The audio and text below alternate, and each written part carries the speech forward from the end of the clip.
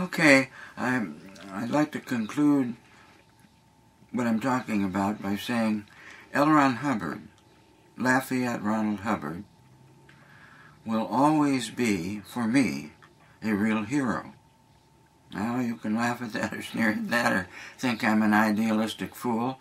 You're absolutely correct if you do. I'm a romantic idealistic fool and intend to remain one until I vanish from this planet. But in the meantime, L. Ron Hubbard remains my hero because in the world of 1950, he had the guts, temerity, the impudence, whatever term you want to put to it.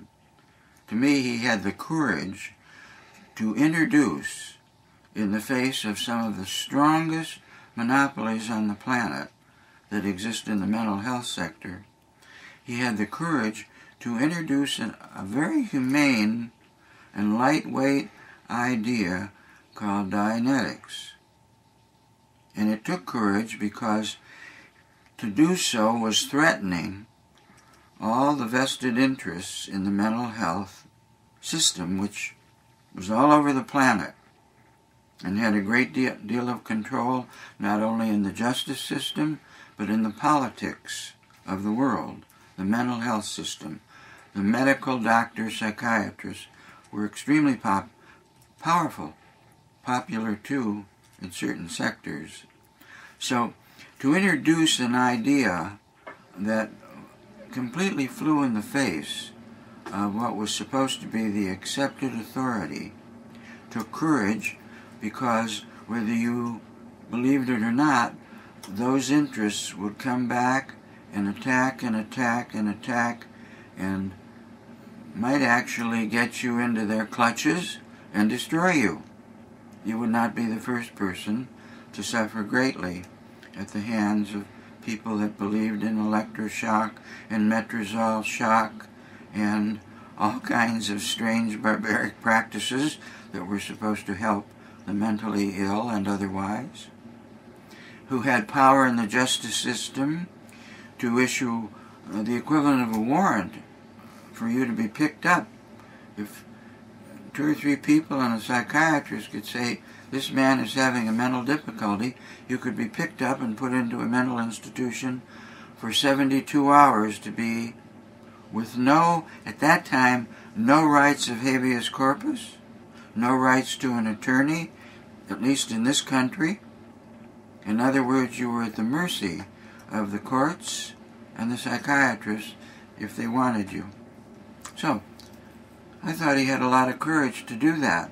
And so, for me, he will always be a hero because he inaugurated, at least in my understanding, what came to be called by a lot of people transpersonal psychology, which meant opening the field of the mind to all kinds of possibilities that did not exist in the models that the medical doctors and the psychiatrists had for the human mind, which was pretty much limited to the brain. I don't want to say bad things about the brain. I have one too, and I do my best to protect it, even though it keeps getting smaller and less capable. I have one. But I have come to think that the brain may not be the totality of the mind. I say may because I'm not sure I could prove otherwise, but there seems to be a larger definition of mind than just this thing that's very modestly protected by the skull that lies just below these strange features. So anyway, that's why L. Ron Hubbard remains my hero. And some people say, how can you have Hubbard as a hero? How can you continue to honor him and be loyal to him? I'm not loyal to a lot of things about the later L. Ron Hubbard. But that 1950 L. Ron Hubbard was my idea of a man, a person, a human being who wanted to be really human and took on, whether he intended to or not at first, a giant, fairly scary system. And to me, that takes courage. And so that's why he's my hero, whether you like it or not. And I'll take a short break now.